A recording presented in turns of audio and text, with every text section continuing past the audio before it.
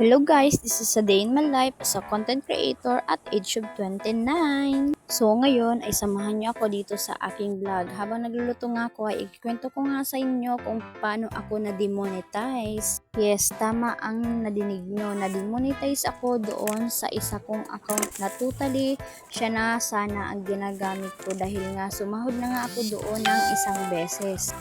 Kaso lang by this month of June ay na-demonetize na nga ako.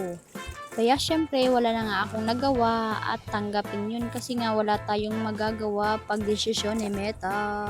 Kaya ngayon ang ginagamit ko itong account, ito na lang yung gagamitin ko dahil nga sa totoo lang ay monetize din lang itong account ko. Kaya sabi ko dito na lang ako magpo-focus at mag-iingat na lang nga.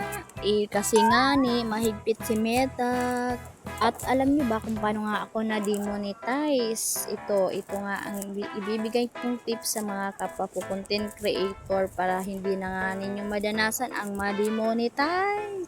Kailangan nyo gumawa ng sarili nyong video, yung kayo talaga yung nasa video at huwag kayong kumuha ng hindi inyo. At ito pa, hindi lang sa video, pati sa mga picture na inyong ina-upload. Hindi nyo kailangan kumuha ng picture na hindi sa inyo. Hindi nyo kailangan kopya ng post ng iba, lalo na kung hindi naman nga sa inyo. Kahit mag-screenshot ka or kahit ibahin mo yung caption ng picture ay talagang copyright talaga yan. Talagang mapapalo ka ni Meta. Alam nyo ba kung bakit ko yan nasabi? Dahil nga yan nga yung ginawa ko doon sa isa kong account, kaya ito at napalo ako ni Meta. Kaya ang maibigay ko nga lang advice sa inyo ay Diyos ko, wag nyo nang gawin para nga hindi na kayo mapahamak kung ayaw nyong ma-demonetize.